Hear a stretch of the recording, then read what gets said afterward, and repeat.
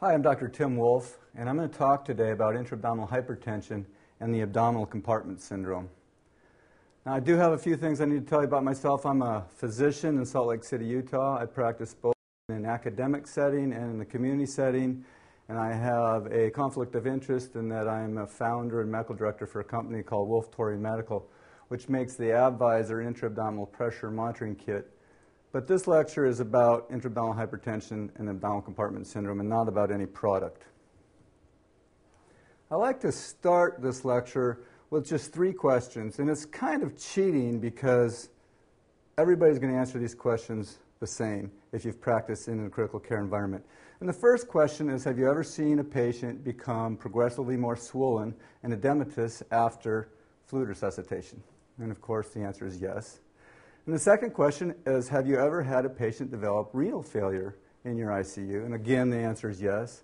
And then the last question is, have you ever had a patient develop multiple organ failure and eventually die? And of course, that's the end event for many of the patients we take care of. But there's one question that you might not say yes to, and that is, do you know what those patients' intra-abdominal pressure was?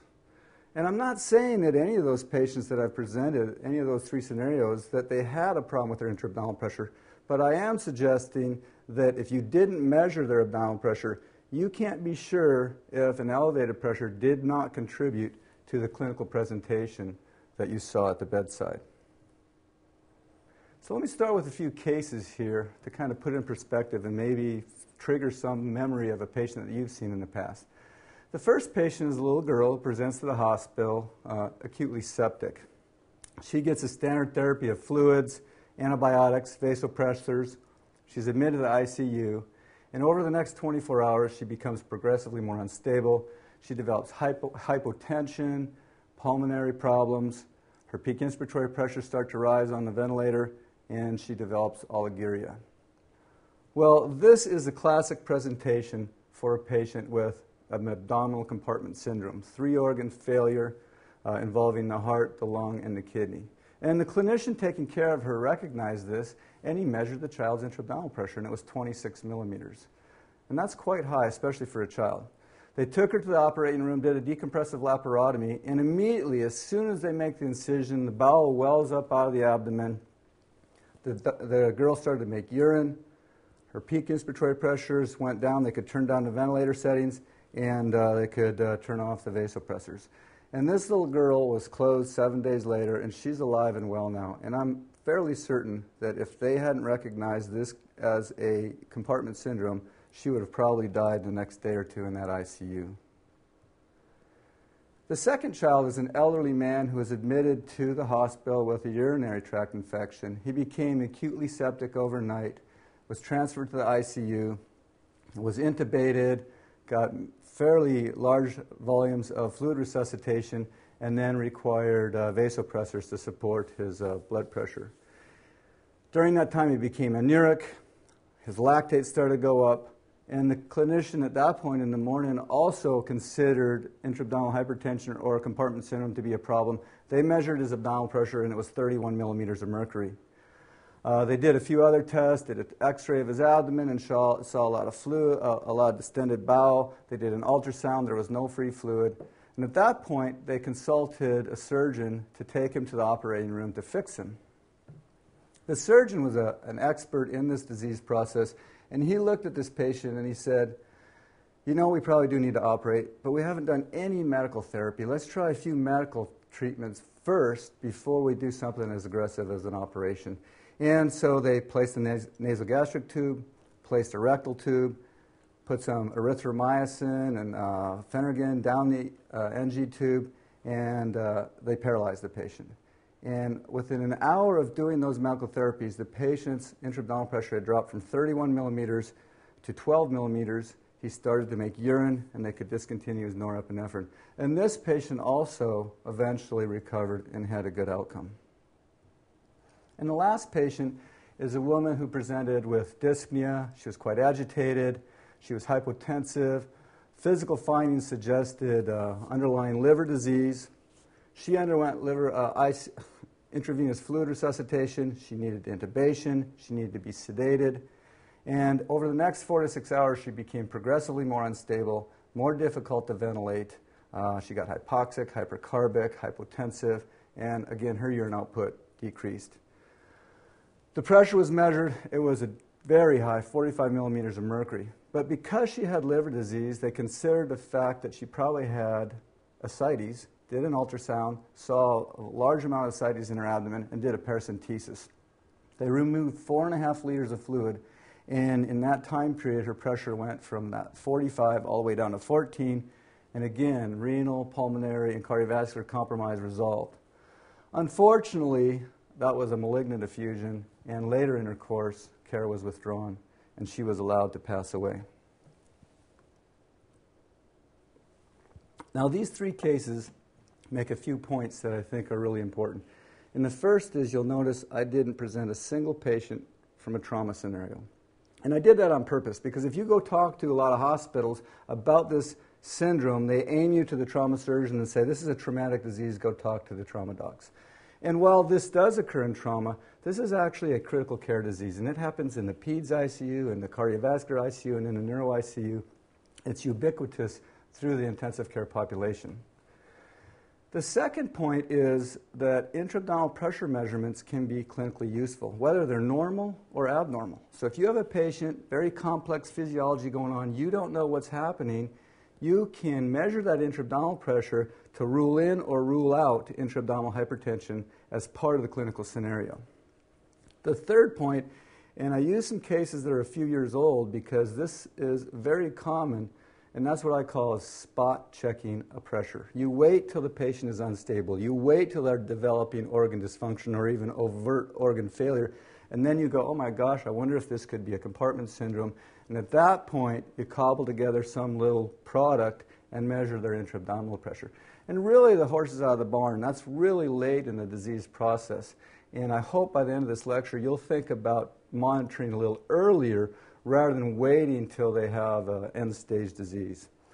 The fourth point is that medical interventions, which were demonstrated in the last 2 cases, can often resolve this problem. You don't have to cut all these patients open. It's not just the surgical treatment. There are a lot of medical therapies that are needed.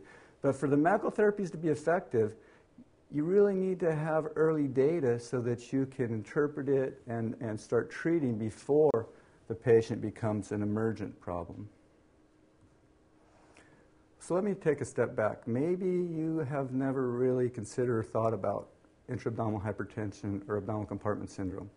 So let's define it. We'll define it, we'll talk about what causes it, and I'm going to spend a fair amount of time talking about the physiology, because I think if you understand the physiology, you'll start recognizing this in your practice. Then we'll talk about how common it is and how it impacts outcome and how we can intervene to change that outcome. And towards the end, we'll talk about detection, management strategies, a cost analysis. So what is intra-abdominal pressure? Well, that's pretty simple. It's the pressure within your peritoneal cavity. And what is intra-abdominal hypertension? Well, there's a group of experts in the world that have looked at all literature and actually done a lot of research, and it's now defined as a pressure in the abdominal cavity of 12 millimeters or higher. And that sounds kind of low, but when we get into physiology, you'll start to realize that that 12 millimeters actually makes pretty profound impact on your cardiovascular system. And then the abdominal compartment syndrome is the end stage of this syndrome, where the patient has a high pressure of 20 or more with overt organ dysfunction or failure. If you think about this from just kind of a broad physiological perspective, when a patient becomes critically ill, they start to get some ischemic tissue. They get this immune response and a systemic inflammatory response and release a lot of cytokines. And those cytokines go down and attack the capillary, and you get capillary leak, a capillary permeability syndrome. Somewhere in that process, we become involved, and our appropriate response is fluid resuscitation. So we start giving them fluids.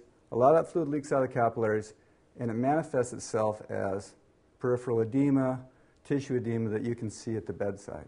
Well, if you can see edema in the hands or the face or the legs at the bedside in a fairly moderately high pressure area like the skin, there is also edema occurring in lower pressure areas like the bowel and the mesentery. And as that fluid builds up in the abdominal cavity, the abdomen starts to stretch. And at some point, the compliance of the abdominal wall is reached, and any further accumulation of fluid causes the pressure to begin to rise, and then you develop the syndrome of intra-abdominal hypertension. That then causes further ischemia, which leads to further capillary leak, and you get this vicious cycle. So who is at risk for this syndrome? Well, you can look at the literature and you can find lists and checklists of patients that you need to worry about. But if you look at almost all those patients, there's one unifying feature, and that's major fluid resuscitation. So if you have a critically ill patient who's got an ischemic type of a disease and you fluid resuscitate them, a lot of that fluid leaks out in their tissue and they're at risk. And if you look at our crystalloid, preload-driven, goal-oriented protocols that we use in North America, they rely on fairly aggressive fluid resuscitation at the outset. The surviving sepsis guidelines, the ATLS guidelines for trauma, burn guidelines, preoperative major abdominal surgery, and basically hypotension of any cause leads to initial early fluid resuscitation. And if you think about it, it's not 1 or 2 liters. It's 3, 4, 5, 6 or more liters that accumulate in the tissue. Where does that fluid go? It's not staying in the intravascular space. Is it going into the skull? No, you can't put 5 liters of fluid in your head and survive. How about in the lungs? Some of it will go in the lungs, but again, you can't put 5 liters of water into the lungs. Some of it goes into the soft tissue, and you can look at this patient. She's accumulated a fair amount of fluid just into her skin and soft tissue. Probably not 5 liters or more. So when you give a lot of fluid to patients, a lot of it ends up in the gut. And if you allow them to progress till they have a full-blown compartment syndrome, you take them to the operating room and you do an incision in their abdomen, this is what happens. The bowels well up out of the abdominal cavity. They're very edematous. And you can imagine trying to push that gut back into the patient, that it can't be physiologically good for the patient. It has to cause some problems. So let's talk a little bit about the physiology. Even though this is a process that starts in the abdominal cavity, I think its impact on the cardiovascular system is one of the primary and biggest problem. If you think about it, what's the major venous structure in the retroperitoneum that brings blood back to the heart? It's your vena cava, right? And the vena cava is at a fairly low pressure. What's the pressure in the vena cava? It's basically the CVP, 5 to 10, maybe 12 millimeters of mercury. So if your abdominal cavity in front of the vena cava starts to rise in pressure and it hits 5, 10, 15, 20 millimeters of mercury, it flattens out your vena cava. Well, that's the intake hose to the pump, to the heart. So now your blood flow back to the heart has dropped off dramatically. Your preload goes down. Well, if your preload goes down, what happens to your cardiac output? Well, it goes down as well. So now you've got reduced cardiac output, and what does the body do in response? Vasoconstricts to try to protect the brain, and that leads to hypoperfusion of the kidneys, hypoperfusion of the gut, and you get, again, more ischemia in those areas, which can lead to more capillary leak. Now, if you use hemodynamic pressure measurements as an indicator for volume, you need to be aware that the pressure in the abdomen is transmitted onto the tip of your catheter, and you can get misleading information from that. If you look at a patient's abdominal pressure, it's transmitted right up through the diaphragm, right onto the tip of the catheter, and right out onto the transducer. Not 100% of it, but some of it is transduced out onto the monitor. And if you look at the bottom diagram here, this is a patient who's got an intra-abdominal pressure monitoring device attached, and they have a CVP catheter. And when we push on their abdomen, the pressure in the abdomen rose from about 12 up to about 20. And if you look up to the graph above that, that's the CVP, and it increased from 12 to over 20 as well. And that had nothing to do with fluid infusion. That was just pressure transmitted across the diaphragm onto the catheter. So the point here is you have to be aware of this when you use these numbers and think about that during your resuscitation. All right, so what happens to the lungs? Well, the diaphragms are pushed up into the thorax. You get reduced intrathoracic volume, you start having an increase into thoracic pressure. You can get barotrauma from that. You get hypercarbia. You can get problems with your ventilation. Your peak inspiratory pressures start to rise. What happens to the gut? Well, you have reduced cardiac output. Now you get ischemia to the bowel.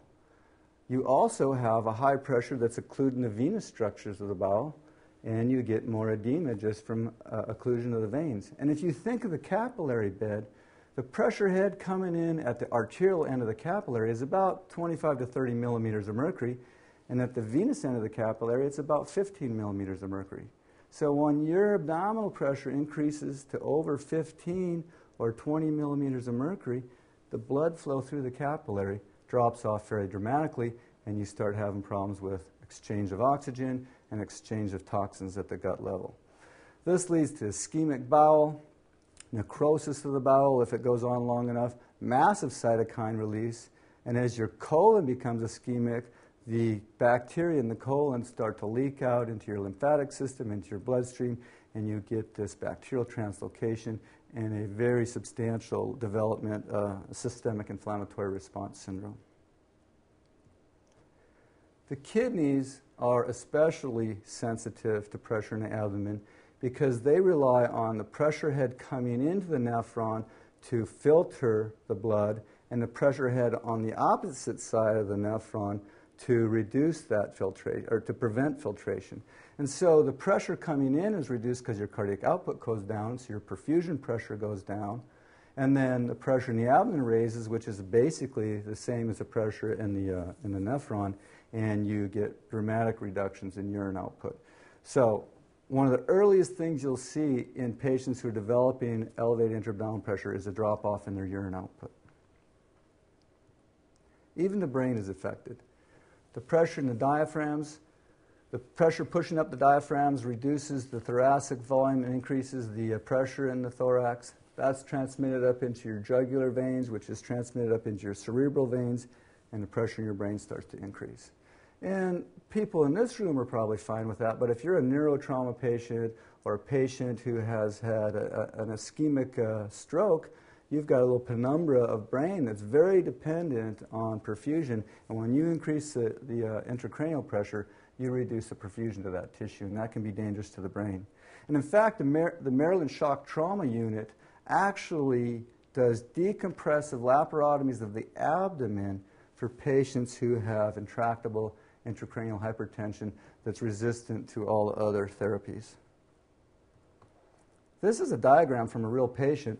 It shows a number of tracings, intracranial pressure tracing, and intra-abdominal pressure tracing, and intrajugular pressure, and a central venous pressure.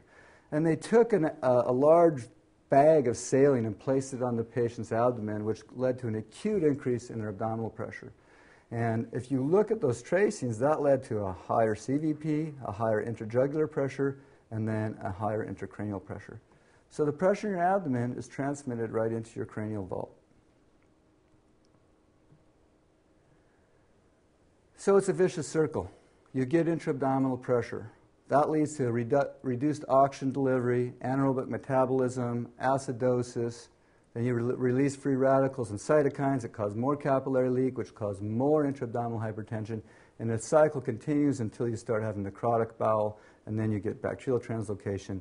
You go into multi-system organ failure, and then you die. So the physiology makes sense. But is this something we need to worry about? If we have one patient a year with this kind of a process, it's probably not something we need to spend a lot of time on because we've got bigger fish to fry, right? So it's kind of important to look at the epidemiological studies and say, how common is this syndrome? Is this something we need to worry about? And if you look at it, you might be surprised how common it is. The most common patient to develop intra-abdominal pressure based on the literature is a severe sepsis patient and the burn patient. And that makes sense because they get massive capillary leaks and they get a lot of fluid. And it's somewhere in the 40 to 80% of severe sepsis, and 25 to 100% of major burn patients get intra-abdominal hypertension. We already know about major trauma population. That's been well described, and that's why people think about that because that was the earliest literature. But also major abdominal surgery, abdominal aortic aneurysms, septic abdominal processes all lead to problems. pancreatitis, even congestive heart failure. There's data out of the Cleveland Clinic now that shows patients with congestive heart failure develop intra-abdominal hypertension, and you can improve their hemodynamics by treating their abdominal pressure rather than trying to, work on their heart itself. I put this slide up here because I'll come back to this data towards the end of this lecture, and really I want to focus on the bottom study by Dr. Dougherty out of University of Pennsylvania. And she showed if you take an MICU population that has had a major fluid resuscitation and they're 5 liters positive or more, about 85% of them will have a pressure in their abdomen over 12, and 30% will have a pressure over 20 with organ failure. So they have a compartment syndrome. 1 out of 3 patients that has that presentation. But can we do anything about it? Okay, so it's common. Can we impact that outcome? Well, the first thing is, does it affect patient outcome? And there are a lot of studies out there now, and I've only shown one here. This is one by Dr. Malbrain. It was a multi-centered trial out of about 13 different ICUs in Europe. And he just measured every patient's abdominal pressure. It was in the ICU, and looked at their outcomes. And he found that if they had a pressure of over 12 millimeters of mercury or more, it was an independent predictor of mortality.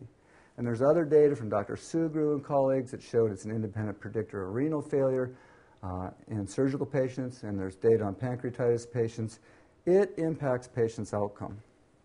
So the question then is it a marker of a bad outcome, or is it something we can intervene for and change that outcome? And so now we need to look at the interventional data.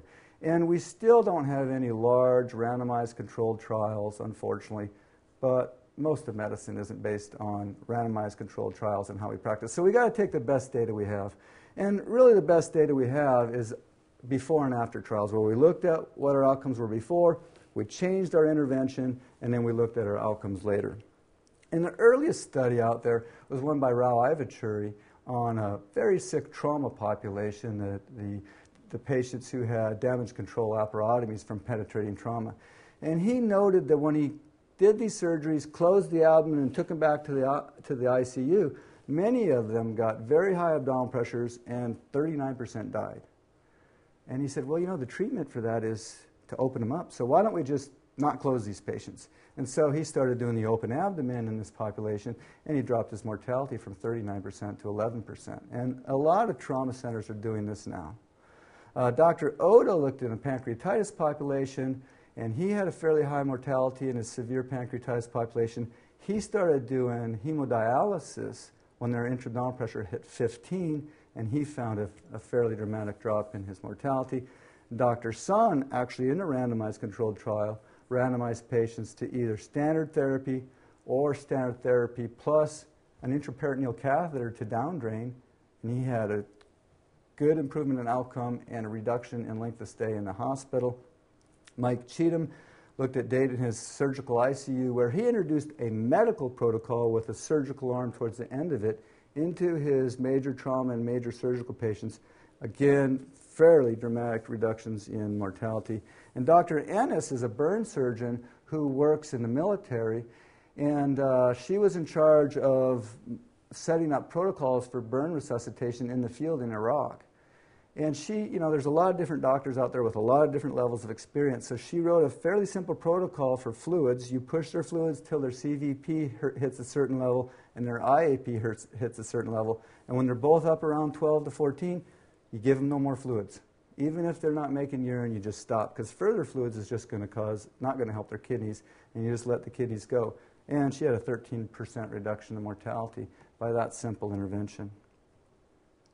This is some more detailed data from Dr. Cheatham's research done in Orlando.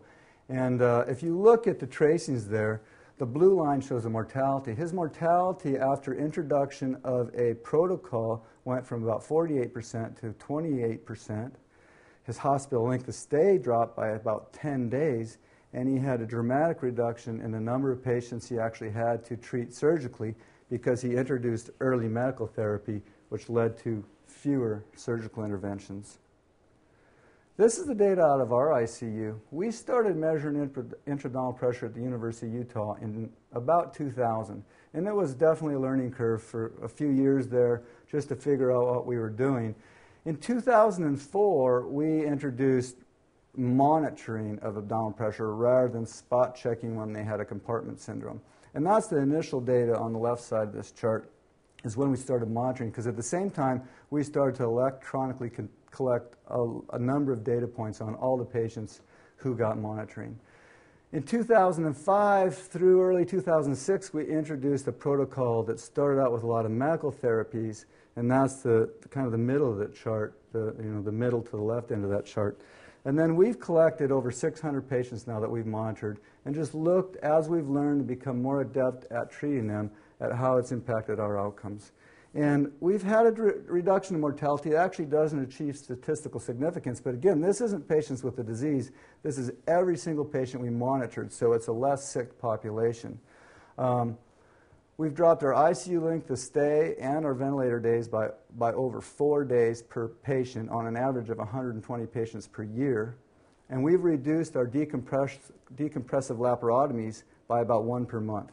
So about 12 patients per year. Fewer get this major surgery than before. And we'll talk about our sort of current gross calculations in terms of cost savings there. We're right now collecting the actual charge data so we can report that in a more formal paper. The last thing is, can I put my hand on your abdomen and tell if you have a problem? And we need to be humble and realize you just can't do that. If you take, there's 3 published studies now, staff level surgeons walk into a room, palpate a patient's abdomen, and say its pressure's high, pressure's low. You just can't tell. It's like flipping a coin. There's too many variables there.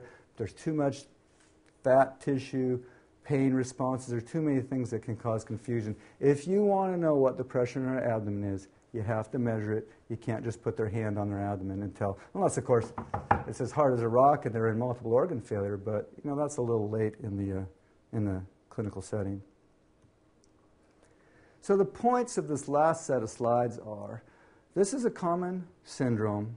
It increases morbidity, it increases mortality, it's ubiquitous through ICU populations.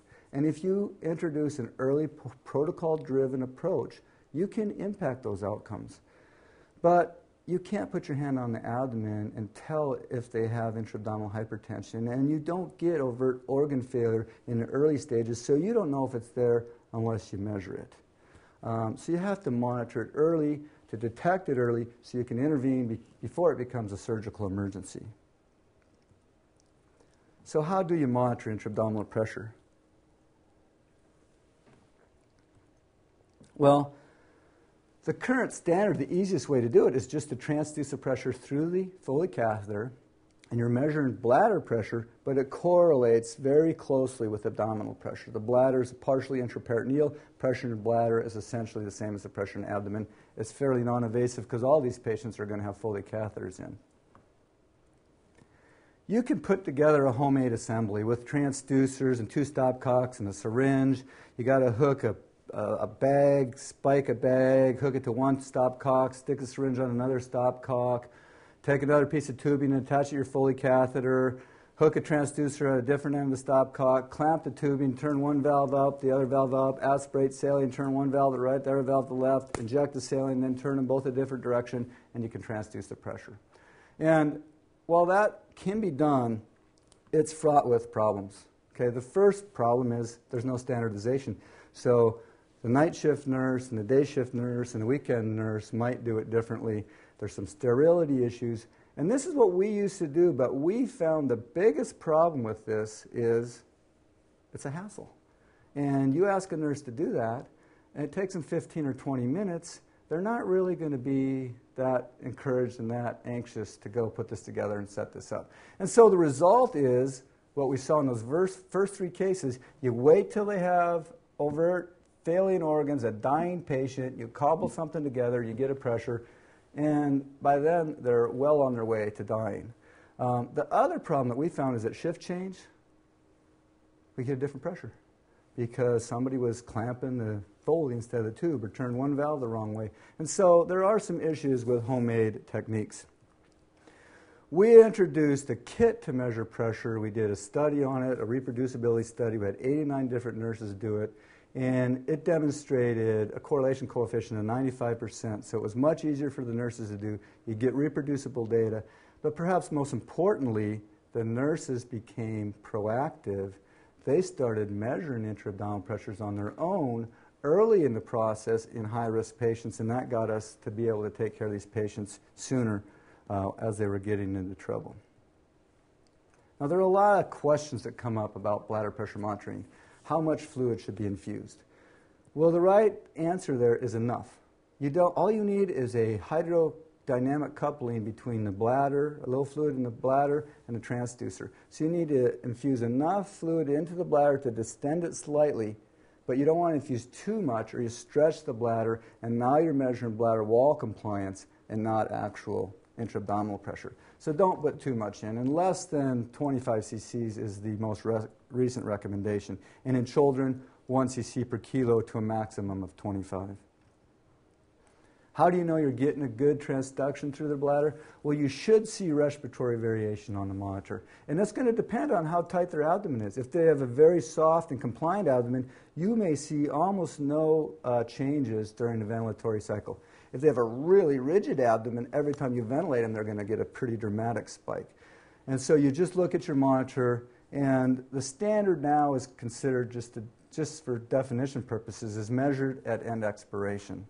The bottom little diagram there also shows what I call a rapid oscillation test. And this is a good way to check that you're getting good transduction. Just take your finger, tap right over their bladder, and you should see a little bit of an oscillation like that on the monitor that indicates you're getting good transduction through the system. Another common question is, well, you know, we do open abdomens in our trauma unit. We don't need to measure abdominal pressure because their abdomen's open. Well, first of all, their abdomen isn't open. It's closed. It's expanded, but it's closed with a dressing. So once you leave the OR with a dressing on, you have a closed abdomen. Secondly, if you've done an aggressive surgery where you've spent the money and the time to cut them open, they've already proven that they have a massive inflammatory response and a massive capillary leak, so they're at super high risk, and you've just spent a fortune to take care of them, so you ought to keep monitoring them in that situation. And in fact, Vince Gracias showed about 1 out of 4 patients who has an open abdomen develops recurrent abdominal compartment syndrome. So don't just think that because they have a dressing on their abdomen that they aren't at risk.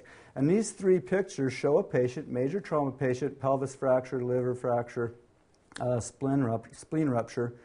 In the first picture, 6 hours post-op, he's got an intra-abdominal pressure of 24.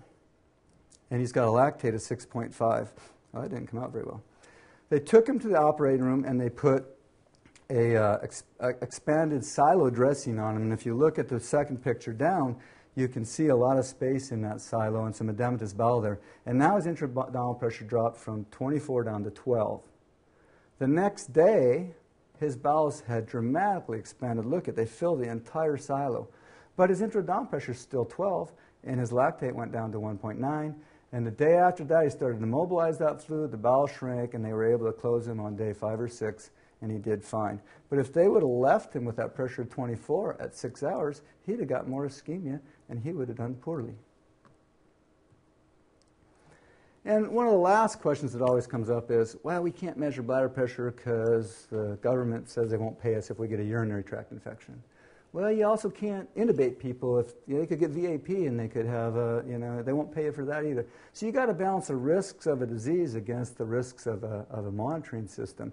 And the risk of abdominal compartment syndrome in a high-risk population is quite dramatic, and you just have to think about that risk-benefit ratio. The other issue is if you look at the data on closed system drainage, it comes from a study in 1966 that compared using a drain tube to draining it into an open jar.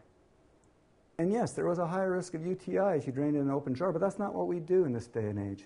And that data was transcribed into our CDC guidelines that the last time they were updated was 1980, and it says you should continuous closed system to prevent a urinary tract infection. But since that CDC guideline was published, there's been 7 or 8 studies, good quality, randomized controlled trials, over 4,000 patients in those trials. And it didn't really show any difference. If you use aseptic technique, you can break the system, do whatever needs to be done, close the system again. The real risks that we can modify are putting a Foley catheter in at all or taking it out. I mean, the most important thing is just to remove the Foley catheter, and then they can't get a catheter-associated UTI. And other modifiable risks are not lifting the drain tube up and dumping urine back into the patient, okay? And not having a drain loop, because a drain loop causes a pressure, actually a positive pressure in the tubing, and reduces urine drainage from the bladder and allows urine to stay in the bladder. So there are some things that we can do that will have more of an impact than worrying about a closed system. And lastly, there's 2 published studies now that showed that if you do bladder pressure monitoring carefully, you have no increased risk of urinary tract infection. All right, well, how do we manage this syndrome? If you go to this website, wsacs.org, you can download these 2 PDF files. And they were written by the World Society of Abdominal Compartment Syndrome. One of them is an assessment algorithm, and the second one is a management algorithm. And if you look at the assessment algorithm, it tells you a few things that you need to do. It gives you a list of patients that you need to be concerned about. And again, I want to just say major fluid resuscitation, and you're going to get 9 out of 10 of those patients. What we've done is taken a step further, and we've empowered our nurses to look at their risk factors, and if they have a high risk of intra-abdominal hypertension, the nurse starts measuring their bladder pressure early, and that gets us into the loop sooner than later. This is the management algorithm. And like I said earlier, I go talk to physicians or clinicians, and they refer me to the trauma surgeons because this is a trauma disease and surgeons take care of it. Well, there are 25 interventions mentioned in this management algorithm, and 23 of those 25 interventions are medical interventions. And if you look at this, the top 2, it goes left to right in terms of step 1, step 2, step 3, step 4. You do the first 2 boxes across the top, and then the next 2 boxes, and then the last set of boxes. And the step number 4 is surgical decompression. Well, it's hard to talk about them in that horizontal fashion, so I'm still going to just describe them vertically. The first column talks about improving abdominal wall compliance. So if you have a really tight abdominal wall and you can relax that abdomen a little, you get more volume, you get less pressure, and it shifts you to the right on the pressure-volume curve. And the first thing, and one of the easiest things to do, if the patient's intra-abdominal pressure is going up, is make sure they're adequately sedated and adequate pain control. And sometimes it's as simple as that, and their pressures will come back down. The second thing is to look if they have a constrictive dressing. If they've got a binder on post-op, the binder needs to come off. Okay? You just need to let that abdomen expand a little rather than give the ischemic injury that will happen from keeping that binder on. Nowadays, we're sitting all our patients up, right, for ventilator-associated pneumonia precautions. We don't want them to get pneumonia. Well, when you take a patient and fold them at the abdomen, it causes the pressure in the abdomen to go up. And you think about it. Last time you had Thanksgiving dinner, you ate a really big Thanksgiving dinner, and you got to kind of stretch out on the couch to get a deep breath because the pressure in your abdomen has gone up. Well, these patients, if you fold them up, their pressure starts to go up. So you can keep their head up and just put their legs down, and you can expand their volume of their abdominal cavity and drop their pressure. And lastly, down at the bottom, if all these other things that we talk about fail, neuromuscular paralysis works quite well. And you can just paralyze them and drop their pressure fairly dramatically. In patients who have pressures around 20. It doesn't really work when their pressure's 12 to 15, but when they're pushing up the 20 range, neuromuscular blockade is actually pretty effective. And that's not based on any large trials, but there are a few small studies that have shown that. Here's just a picture of a man sitting up, and you can just look at him and tell that his pressure in his abdomen is probably a little high. And then another man who's laid stretched out, and his pressure is probably a little lower. And that graph is a graph from a study in 2007 that's been duplicated by 2 other studies now that just shows as you further fold the patient up, their intra-abdominal pressure starts to rise. All right, the next 2 columns talk about evacuation of contents either in the lumen of the bowel or in the intra-abdominal space. So put a nasogastric tube in, put a rectal tube in, take out any fluid or air that you can, put some erythromycin down that nasogastric tube to get the bowel to start contracting and expel contents from the bowel. If you're giving them enteral nutrition, if their pressure starts to rise fairly dramatically, they're not perfusing their mucosa, their gut very well, and they're not going to absorb that very well. So you need to consider slowing that down, or even if they continue to progress, just stopping it to reduce the volume in the gut. Give them some enemas. Colonoscopy might be appropriate if there's an indication for that. The second column, if they have an abscess or ascites or something that's drainable outside of the bowel, outside the lumen of the bowel, then drain it. And I have a couple of photos here. The photo on the upper left is a patient who is aggressively hyperventilated by bag valve ventilation. They got an acutely distended stomach, and they had hyperacute abdominal compartment syndrome and coded. And the treatment for their code was a nasogastric tube to release that air bubble and take the pressure off their diaphragm and let or off their vena cava and let the diaphragms come down. The picture in the middle is a patient with massive colon distension, and that can be drained with a rectal tube or perhaps with colonoscopy. The bottom left is a patient with a liver abscess that can be drained probably percutaneously, and the middle bottom is a patient with massive ascites that will respond very well to just a needle in the abdomen and drawing that fluid off. And the last picture on the far right, that's all stool in that patient's abdomen. So we obviously don't want to let our patients progress to that point in their life. All right. This is just a reiteration of Dr. Sun's data in pancreatitis patients with a percutaneous catheter. He was able to drop their intra-abdominal pressure and reduce their mortality. The fourth column talks about optimization of fluids, and this is probably one of the most difficult things in critical care is optimizing fluids. Where are they in terms of their cardiovascular status? Do they need more fluid? Do they need less fluid? The point I want to make here is that you need to eventually achieve a negative fluid balance, hopefully by day 3, because if you continue to give fluids and fluids and fluids, it's going to predict that they're going to have a poor outcome, and part of that poor outcome is because it's accumulating in their gut and they're getting bowel edema. And this can be done a number of ways. I know there's a colloid crystalloid controversy, but some people are using colloids in these patients to try to reduce it, colloids plus a diuretic.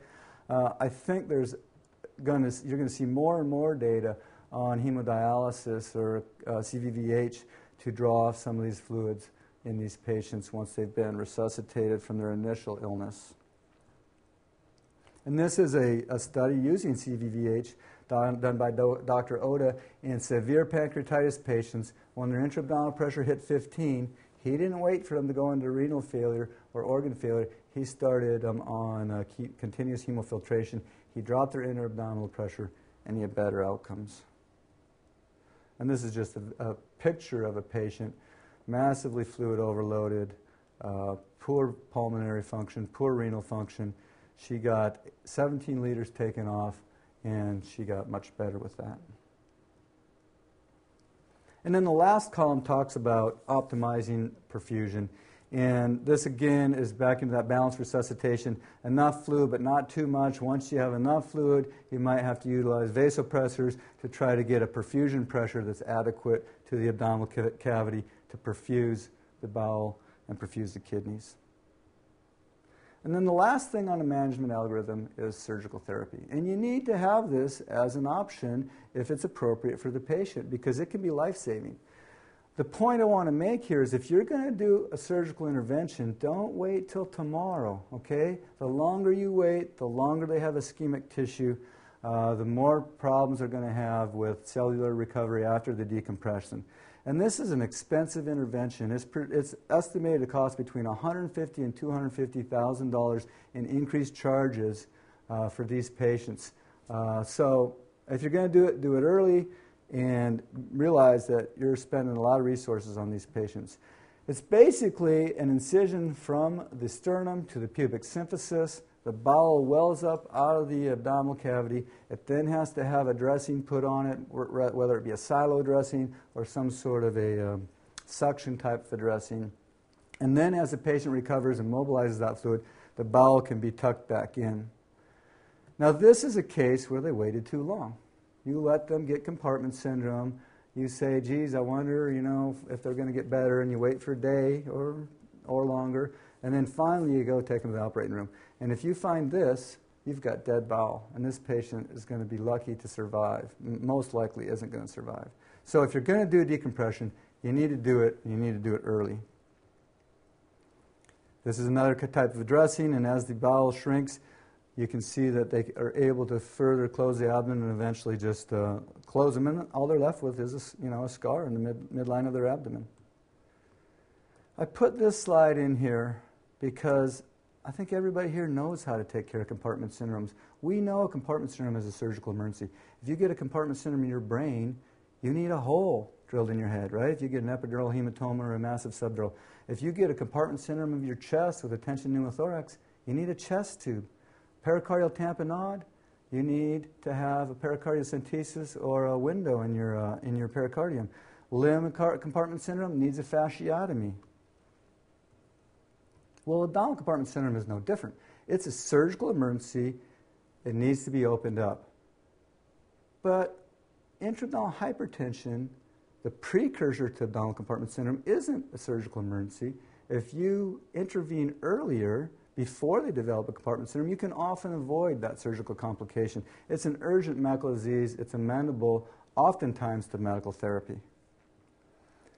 All right, so let's end this talking a little bit about cost analysis. Is intra-abdominal pressure monitoring and intervention cost effective? Well, I want to use an analogy. If you had a son, a daughter, a husband, a wife, they fell down, they hit their head on the concrete, they got knocked out, now they're awake, they have a headache, but they're throwing up recurrently. Do they need a head CT? Okay, and what does a head CT cost? And what kind of resources do you utilize for that? Well, they need a head CT. That would be a standard of care in that type of patient because you don't know if they have an epidural hematoma and you need to rule that out. But what's the probability of having a positive head CT with this clinical presentation? It's 1 in 20. So 19 out of 20 times you get a normal head CT. And that's okay. That's appropriate utilization of resources because you picked up the 1 out of 20. Well, that 1 out of 20, how many of them actually need interventions? It's actually very rare. About 1 in 10 of those, or 1 in 200 of the total group needs any kind of intervention. So you have to CT scan 200 patients to make any difference in outcome in any of them. Okay? Contrast that to Dr. Dougherty's data. In major fluid resuscitation in the ICU, they're 5-liter positive at 24 hours. What's the percentage of those patients that are going to have intra-abdominal hypertension?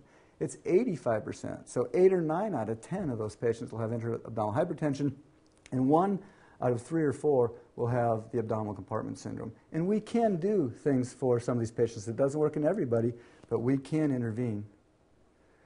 This is our cost analysis right now. We're collecting the actual charges, but we have monitored 600 patients over 4 years, about 120 patients per year. The last year that we monitored them, in 2008, we had 109 patients, and they had 4.1 fewer days in the ICU. So that's 447 fewer ICU days. And there's always patients waiting to get into our ICU at the university.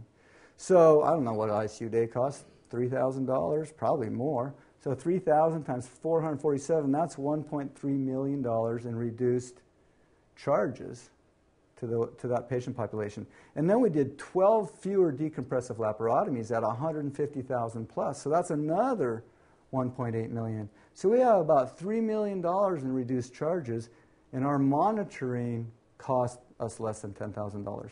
So our nurse manager really thinks that's been a good return on investment. There's some other more difficult to quantify costs, one of them being an opportunity cost. And think about a waitress with a table. If she has a couple come in, order dinner, and then drink coffee for 6 hours, she gets 1 tip. If she has a couple come in every hour and turns that table over, she gets 6 tips. So she's got a better opportunity if she turns that bed or that table over faster. Well, it's the same in an ICU bed. You get the majority of your charges early in their stay, and after that it's kind of babysitting and you don't make as much money. If you can turn over that bed, put another patient in it, you're going to have a better return on utilization of that bed resource. And then there's the mortality cost, the value of a human life in terms of its productivity in our society. If one of our intensive care nurses develops compartment syndrome and we fail to treat it and she dies, how much does it cost to retrain a person from birth all the way up to the time when they have the wisdom and knowledge base to be a critical care nurse? It takes quite a bit of resources there. So I'm going to leave you with a final thought, and that's don't wait for a patient to have abdominal compartment syndrome before you decide to check their intra-abdominal pressure. Okay? But then they have one foot in the grave. You've lost your opportunity for medical interventions, and the cost of saving that patient, a decompressive laparotomy, are now huge. If you were to monitor your high-risk patients early, trend this pressure like a vital sign, utilize some of these bedside medical interventions, you can prevent a lot of those patients from developing compartment syndrome, and you'll get a return on your investment there. So the last slide here, I'm a fanatical rock climber. This is my family in Italy, climbing on some things called Via Ferratas. I've also written a website called abdominalcompartmentsyndrome.org that you can go to and download slides and see a lot of other educational information. And then wsacs.org has a lot of educational material. And then at the bottom of the slide is my email. You can email me with any questions. Thank you.